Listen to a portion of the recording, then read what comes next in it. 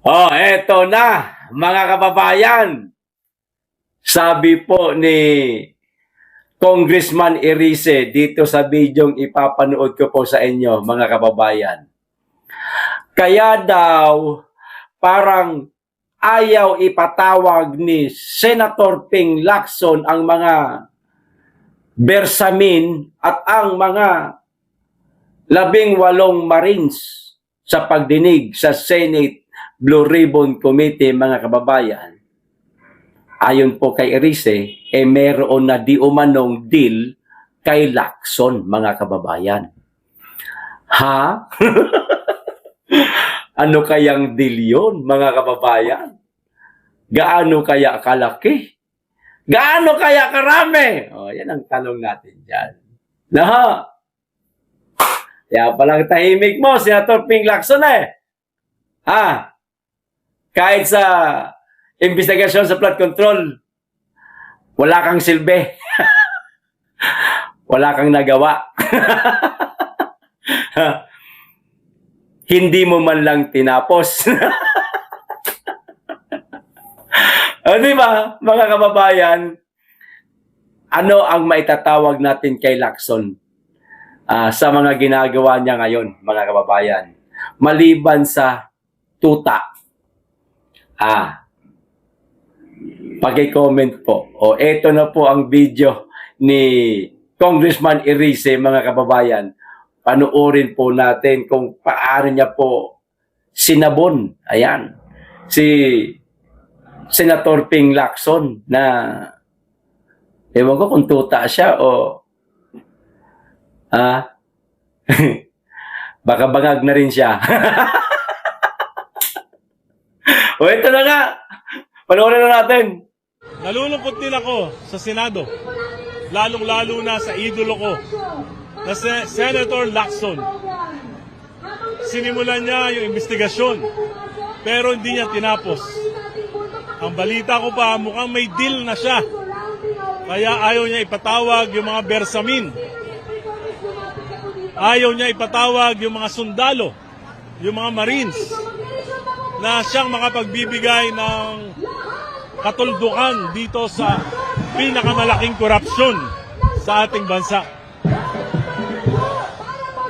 Nakausap ko mismo yung pinsan ni Adrian Bersamin, si Mayor Nene, na dating Chief of Staff ni Lucas Bersamin.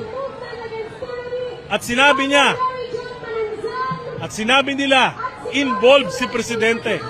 Sa katunayan, si Adrian Bersamin daw may hawak pa 1.2 billion na nasa kanya. Sobra dun sa mga nakuha kay Bernardo at sa iba't iba pang mga ahensya ng gobyerno. Bakit hindi ipatawag ni Senator Lacson, yung mayor ng Taal, Batangas, dating Chief of Staff ni Lucas Bersamin? Bakit hindi patawag si Lucas Bersamin? Bakit hindi patawag si Adrian Bersamin? Nalulungkot ako, Senator Lacson, parte ka na ba ng cover-up? Parte ka na ba ng cover-up, Ping Lacson? Ang magandang ipatawag, mga kababayan, sa lahat ng mga nabanggit ni Congressman Erice, si Bersamin. Dahil meron pa di umanong hawak na bilyon-bilyong pera, mga kababayan. Oras na magkaroon ng pagdinig na nariyan si Adrian Bersamin, pwede niyang ipakita yung pera na nakamaleta pa. Diba? Na napakarami nang nagpakalat nito. Maliban kay Saldico, meron pang 18 na mga ex-Marines.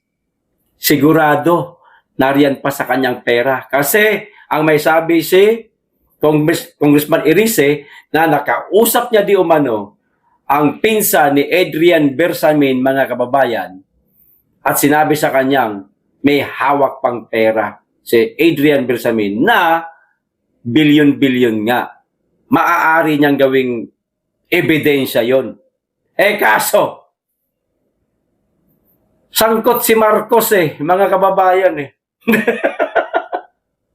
Oh, sangkot si Marcos. No, kapag nagkaroon ng investigasyon, maliwanag, ikakanta nitong mga taong ito na si Marcos ang mastermind.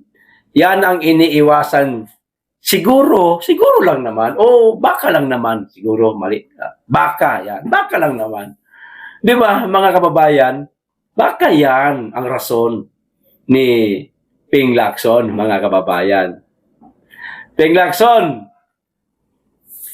parang nandidiri kami tuwing nakikita namin ang mga post mo sa iyong sariling social media account na kuno galit ka sa korupsyon, kinukundina mo itong korupsyon, dapat itong tuldukan, tapusin kasi ano tawag, meron kang sinabing maganda na ang katumbas kinakawawa o ginagatasan lamang ang kaban ng bayan. Parang ganun ang datingan. May ganun kang sinabi Pero, wala ka namang aksyon. Sir, wala kang aksyon Meron kang isinigawang Senate Blue Ribbon Committee, pero inutil naman po. Inutil. Yung mga magiging karapat-dapat sana na maging resource person sa iyong komite, sa BRC, hindi nyo pinatatawag. Ang pinatatawag mo yung mga pulpul. O nasaan na yung ipinangako ninyo na maraming makukulong o may makukulong na big fish. Sa palagay ninyo, big fish si dating Senator Bong Revilla, kaduda-duda pa nga Bakit siya nakulong? Bakit siya nadawit dyan? Diba, mga kababayan? Nasaan na? Napakarami nang nagsasabi, Ping Lacson. Pare-parehas ang sinasabi ni Gutesa, ng mga kontraktor, ng 18 Marines, ni Saldico. Bakit ayaw mong pakinggan yung mga tao na yan? Ba't di mo ipatawag lahat yan sa isang investigasyon? Nang malaman natin kung magko-corroborate ba ang mga sinasabi nila o hindi. Kahit dyan na lang tayo bumase. Kung magko-corroborate yung kanilang mga sinasabi sa investigasyon, yan, kapanipaniwala na sangkot si Marcos at siya ang mastermind. Pero kung hindi, tapusin mo kagad ang investigasyon kung bubuksan mo man ang Senate Blue Ribbon Committee. Kaso, nagbibingi-bingihan ka na, sir Papaano kung isigaw talaga ng maraming Pilipino na, Ping Lacson, ano na? Tameme ka na. Ano nang gagawin mo? Ano nang plano mo? Ba't wala kang parang plano na buksan ang investigasyon sa BRC at ipatawag itong 18 Marines? Di ba, mga kababayan? Lahat naman tayo Ganyan po ang katanungan natin Ganyan po ang isinisigaw natin. Ako, aminado ko dyan Sir, Panfilo Lacson, nasaan po ang tapang nyo? Naitali mo na ba papunta sa tumbong mo yung ethics mo?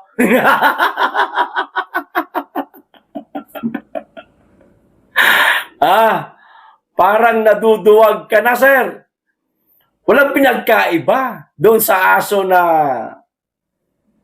ang tapang-tapang nung walang katapat, nung makahanap ng katapat, yung buntot bumahag pa ilalim. Parang ganun lang, sir, no? Nasaan yung iniyayabang mo? Nagalit ka sa korupsyon.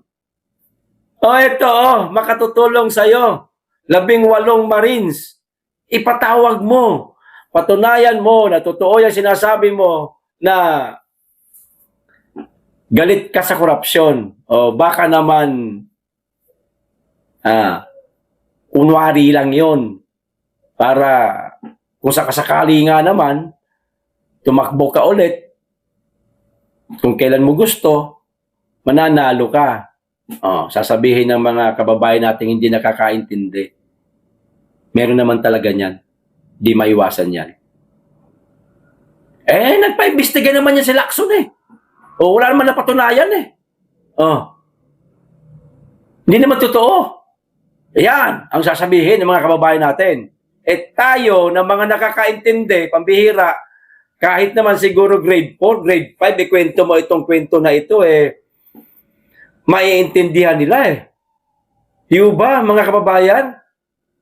Halatang halata na eh. Pilit pa rin ninyo pinagtatakpan eh. Di ba? Napakarami na nagsasabi. Iisa ang ipinapakitang ebidensya. Hindi nyo pinapakinggan. Pero, pagdating sa mga Duterte, mga putang ina nyo, animal, kwento-kwento lang na mayroon di umanong maraming biktima sa AJK di umano ng dating Pangulong Duterte, pinaniniwalaan ninyo, mga hayop kayo. Tang ina nyo. Di ba, mga kababayan? Ang ebidensya nila kay Tatay Digong sa ICC, yung mga sinabi rin ni Tatay. Mga pabiro ni Tatay ba? Patayin ko yan. Ganon. Sinakyan ng mga ulol. Ang tatanga ang puta. ICC, tanga na nga. Ang lumapit sa inyo mas tanga pa kayo. Tanga na nga itong mga nagsumbong sa ICC na mayroon di umanong maraming biktima ang war on drugs ng dating Pangulong Duterte. Tanga na nga sila. Naniwala po ang ICC. Mas tanga sila. Ano na? Ping Lacson, wala kang plano na magsagawa ng investigasyon sa Senate Blue Ribbon Committee, ipatawag mo yung 18? Senator Ping Lacson, wala po ba kayong plano, sir? Tatakot to kayo na baka ikanta nila ang amo mo? Nagtatanong lang po. Kasi nga pala, sino pala amo mo? Di ko alam eh. Ping Lacson sir, aabangan namin. Sana magpatawag ka ng investigasyon. Pag hindi, sir, hindi ka namin tatantanan, aaraw-arawin ka namin hanggang sa makulitan ka. Huwag kang mapipiko na kakatok lang naman kami sa pintuan mo para magsagawa ka ng investigasyon. Ipatawag mo yung 18. Sir, yun lang naman Hindi ka naman namin babastusin mula ulo hanggang paa. Issue-based lang po tayo. Hindi po namin pag-uusapan kung anong klaseng kasarian meron ka, kung anong merong klaseng pamilya ka. Doon lang tayo sa issue. Kasi pag sinama na namin yung kasarian mo, parang below the belt na yan. Di po ba, sir? Araw-arawin ka namin dito, sir. Sana paimbestigahan niyo po. Ngayon pa lang, nagpapaalam na ako. Ayos. Ito pa, isang balita, mga kababayan. Nako, bilang na ang araw ng Administrasyong Marcos, mga kababayan. Ayon po yan kay Senator naman, Sal Panelo o Attorney Sal Panelo. Kasi, gusto ko maging senator tong mama na ito Sayang lang, hindi tumakbo nung nakaraan, baka nanalo to Di ba? Pero matalino. Hindi tatakbo ngayon, hindi siya tumakbo noong 2025 kasi alam niyang magkakadayaan, sigurado tatakbo to. sa 2028 mga kababayan. Suportahan po natin ha. Okay. Para marami po tayo dyan sa Senate. Ano ha? O ito sabi niya, bilang na ang mga araw ng Administrasyong Marcos ayon po kay Attorney Panelo mga kababayan. Ayon kay dating Presidential Chief Legal Counsel Salvador Panelo kasunod ng paglabas ng sinasabing joint affidavit ng mga nagpakilalang dating sundalo at marines na umano'y nagdetalye ng mga paghahatid ng malaking halaga ng mali-maletang pera sa ilang opisyal ng pamahalaan, nabibilang na lang umano ang araw ng kasalukuyang administrasyon, mga kababayan.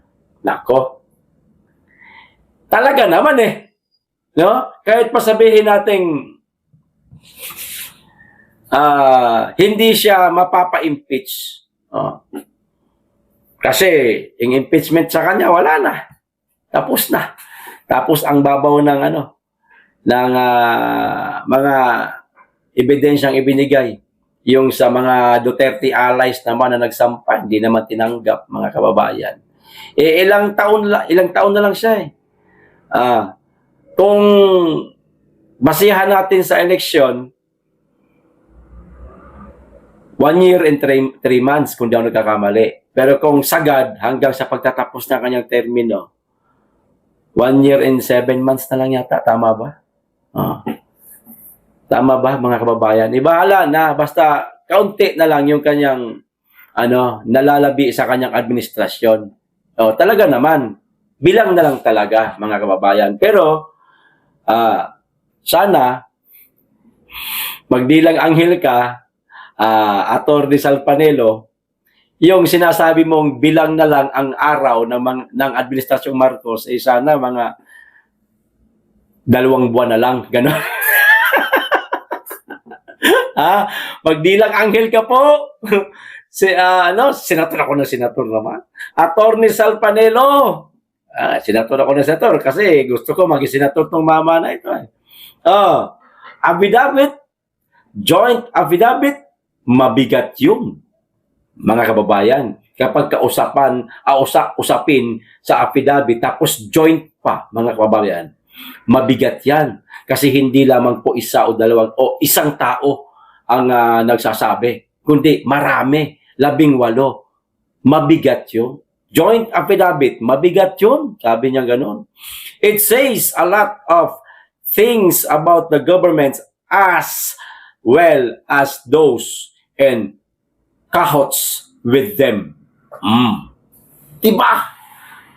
Nang tanungin kung naniniwala siyang nagsasabi ng totoo ang mga lumantad, diretsahan ang kanyang sagot. Ito po, mga kababayan, masyadong detalyado para sabihin mong they have the pictures, they have the names, they have the plate numbers, kompleto Pati yung mga picture ng mga ICC investigators, kuha lahat di ba, mga kababayan? Bilang na ang mga araw ng administrasyong ito. Ang sinabi niya po dito yung maliliit, mga kababayan, hindi po yung sinabi ko sa taas na nabasa ko na po kanina. Hindi ko na lamang po babasahin. Kung mabalik tayo kay Ping Lacson, kung tutuhanin ni Ping Lacson ang pag-iimbestiga sa kanyang komite sa BRC dito sa mga maanumalyang flood control project, korupsyon, mali-malitang pera. Kaso hindi Hindi nga nakinig wala nga tayong narinig sa kanyang mga sinabi, kundi nga, ewan ko kung naglabas siya ng statement tungkol dito sa 18 Marines na kumanta. Ewan ko lang hindi ko naman kasi inaabangan niyang mama na yan. Kasi kung magaling yan na senador, totoo kung sa kanyang pakikipaglaban sa korupsyon. aabangan ko lagi yan. Ay kaso, mga kababayan, parang bumahag ang buntot eh. Di ba? Natatakot siya na madama yung amo niya. Ay, tama. Siya nga pala. Sino ba kasi amo niya?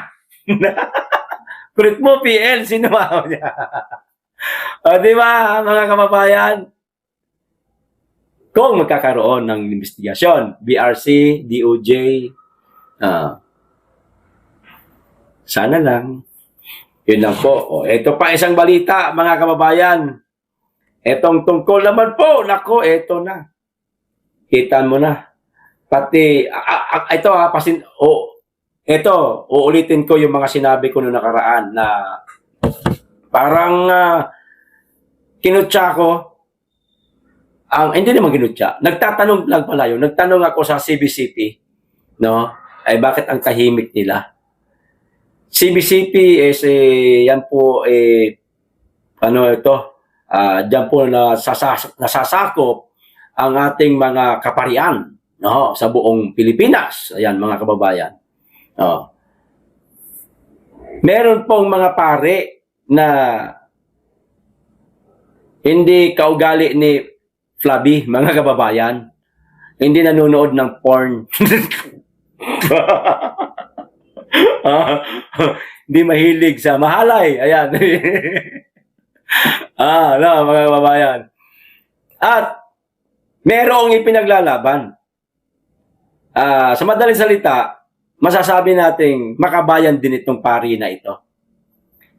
Maraming pari din naman na galit sa korupsyon. Tahimik nga lang sila. Kasi baka merong mando, baka lang naman, baka merong mando sa kanila na kayo makikisali sa politika.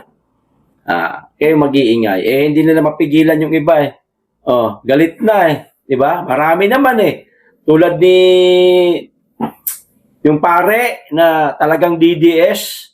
Kalimutan ko, yung matanda na. Ito, iba namang pare ito, mga kababayan. Nako, binanatan po si Father Flavi na mahilig sa mahalay. Ito po ang sabi,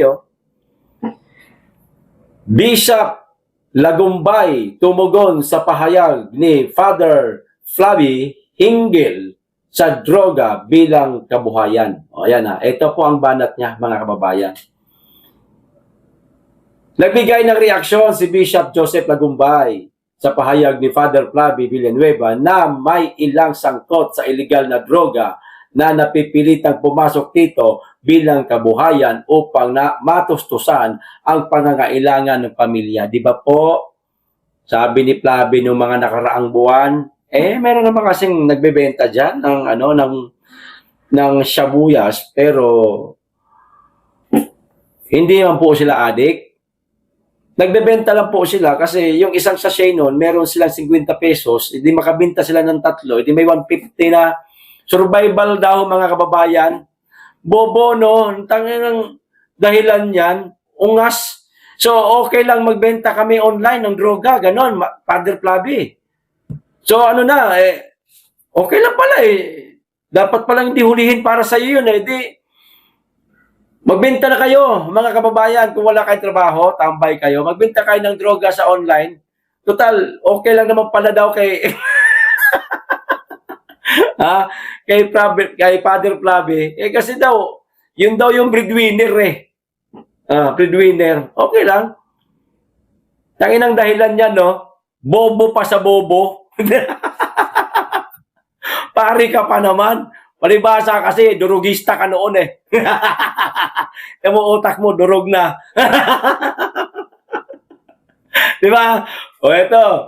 Sa kanyang tugon, gumamit ang obispo ng rhetorical na tanong.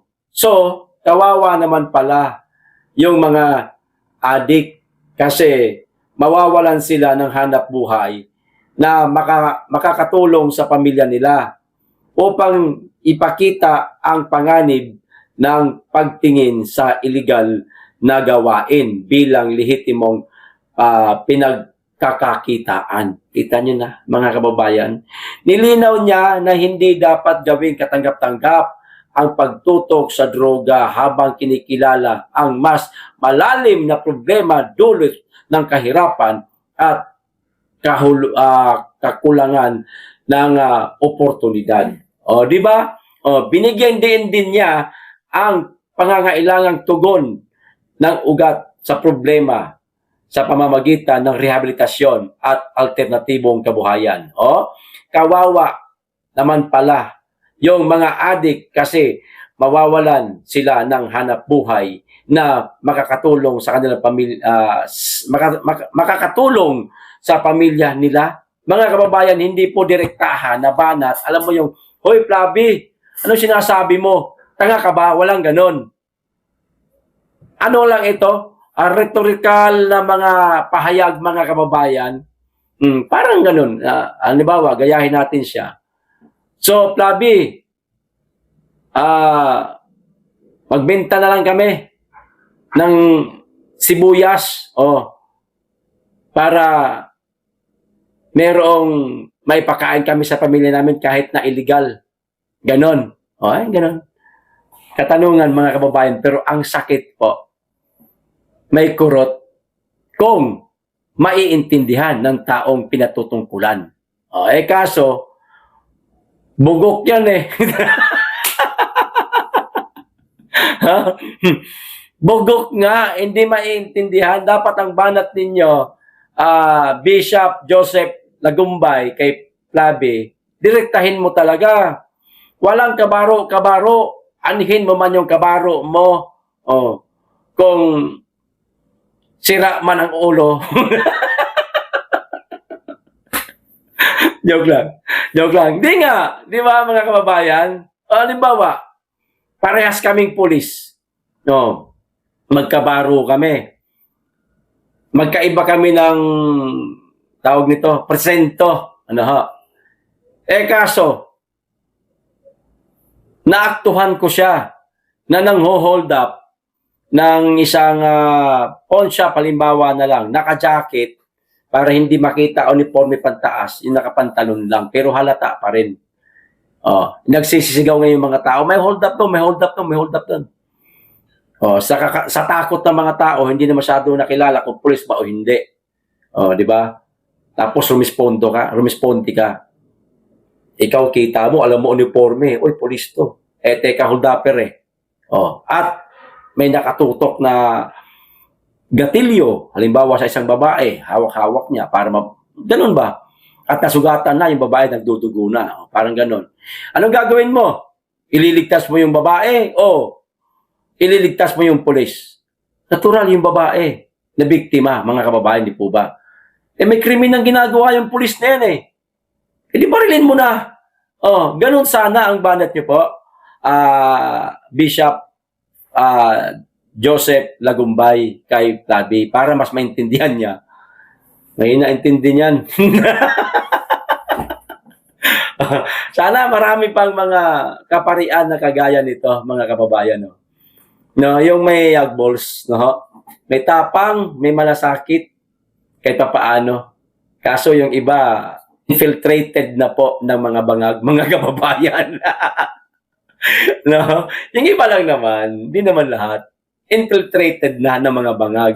Baka naaabutan din. Tayo dyan. Di mo ba? Mga kababayan, kaming naabutan na. Grabe Swerte nyo. Kaya pala, sabi ni Marcos, tawag nito, sama-sama tayong babangon muli. Kayo ang bumangon, mga buwisit kayo. Ito pa. Isa pang balita, mga kababayan, na alam mo yung matatawa ka na lang na maiinis ka. Ito. Hepe, tanggal sa pwesto dahil hindi napigilan ang trapiko sa pagdaan ng convoy ni PBBM sa Cebu. Dapat bang tanggalin ang isang hepe? Mga kababayan, dahil lang doon sa trapikong hindi mapigilan? Ganyan po ang Marcos administration, mga kababayan. Tanggal sa pwesto ang hepe ng Consolacion Police Station na si Police Colonel Yunil avergonsa matapos ang naranasang matinding trapiko habang dumaraan ang convoy ni Pangulong Bangag sa Cebu nitong February 26, 2026. Ayon sa ulat, patungo sana sa lungsod ng Liloan sa Cebu ang convoy ni Bangag, ngunit naantala ito dahil sa matinding pagsisikip ng trapiko sa nasabing lugar. Ganyan kababaw po. Hindi lang napadaan ka agad. Tanggalin mo yan sa pwesto. No? Grabe, no? Kawawa naman yung tao, no? May pamilya po, no? Hindi naman lang nilipat po sa ibang, ibang kahit probinsya na lang, no? Kasi, hindi ka naman marunong sa trapiko, tanga mo. Eto sa'yo. Ililipat kita sa bundok. Doon, walang mga sasakyan. Yung gano'n na lang ba sana? May pamilya May mga anak yan Di ba? Tataoban po nila ng kaldero yung tao. Gugutumin po nila. Ganyan po sila. Kapatola, mga kababayan. Hindi naman sinasadya ng mama Siyempre, kagustuhan ng hepe, maging maayos ang trapiko. Kung talagang hindi mapigilan ng tao, napakarami talaga. Tatanggalin mo sa pwesto? Grabe, no? Ugali, mga kababayan. Ugaling hayop po tawag dyan. Ito pa, isa pang pulis, mga kababayan. Teka, pulis ba ito? Hindi pala pulis. Netizen lang na simpleng naghahanap buhay. Bakit po natin ito pinag-uusapan? Kita nyo po ang batas. Wala tayong problema sa batas, okay tayo dyan. Pero parang minsan mali po yata ang pagpapatupad, di ko maintindihan. Pakitama na lang po ako kung sino man mong mga batas dyan, mga abogado dyan. Kung tama ba ito? Kasi para sa akin mali Para sa akin mali. Ngayon kung tama ito, tama, wala tayong magawa, pero ipaabot ko na lang po ito sa inyo mga kababayan. Kayo na lamang pong humusga. Nasa kustodiya ng mga otoridad ang truck driver na nanlaban sa hold-upper. Nanlaban po ang truck driver sa hold-upper. Take note. Na nagtangkang sumampa sa minamaneho niyang truck sa Binondo, Manila. Truck driver na nanlaban sa hold-upper, posibleng kasuhan ng frustrated homicide, mga kababayan. Kita nyo na? Ano yung nilalabanan ng driver? Hold-upper. Merong bit-bit ang hold-upper? Posibleng kamao, gano'n na. Hold upin kita. Bigay mo yung pera mo, susuntukin kita. Sana kung ganun lang. Sige, magsuntukan tayo, magdamag, buwang ka. Hindi Siyempre, pinakamababang patalim na bit-bit nun kutsilyo, mga kababayan. Maikli man, mataas man, basta kay kutsilyo, matalim. Matamaan ka sa leeg, patay papaano kung ganire ang bit-bit? Mga kababayan. Nanlaban lang, etong truck driver, para hindi siya ma-hold up. Baka mahalagang bagay, mga mamahaling bagay, ang kanyang karga. At kung na-hold up siya pagbabayarin. Kawawa pamilya niya. Magbabayad siya ng mahabang panahon. Pero hindi niya naman kasalanan. Kaya siya nanlaban. Kasi iniiwasan niya yung mga bagay na yon na baka i-deduct sa kanyang sweldo yung mga mawawala kung sakasakaling natuloy yung hold up. Kaya siya nanlaban. Mahirap ba intindihin yun? Akala ba natin kahit ikaw di ba nasa batas naman mga kababayan, sasaksakin ka na, papatayin ka na, lalo na't alam mong hold-upper lang pala, no? Merong masamang motibo sa'yo. Naagaw mo yung kutsilyo na tapik mo pabalik sa kanya, tumama sa liig na matay yung hold-upper. Di ba self-defense yun, mga kababayan? Ako papatayin Hold upin pa nga ako marunong ako sa martial arts, na ganun coach, na ibalik sa kanya, tumama sa liig, namatay.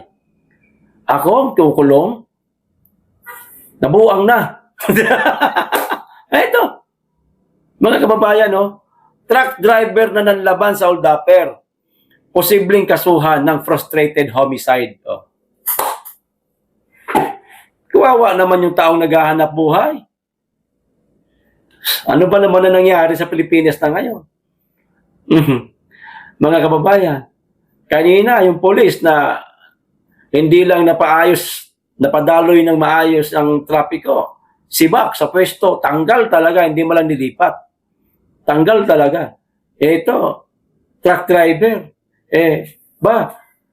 Paano? Gumagana pa ba ang batas? Nagtatanong lang po. Hindi ko po binabastos. Nagtatanong lang po. Kasi kailangan nating mga pobre. Kailangan nating mga nasa pinakababang klaseng pamumuhay sa ating bansa. Hindi naman tayo makapangyarihang tao. Di ba? Tulad niyan, paano kung ako paglabas ko dyan mamaya, bibili lang ako ng ulam, may hold upper, o ganun din ang senaryo. Ako pa makukulong. Aba, nabuang. Takbo na ako ng takbo nito. Ano na, Pilipinas. Bagong Pilipinas, bangag ang mukha. Walang prinsipyo, walang isang salita. Kaibigan nyo. Kayo, mga gago. Ayan yun, mga kababayan. Bagong Pilipinas, bangag ang muka. Eto, nangyari sa atin ngayon, mga kababayan. Di po ba? Ayos, hanggang dito lang po. Maraming salamat. Mag-iingat kayo lagi, tigit sa lahat. Mahalin natin ang Pilipinas.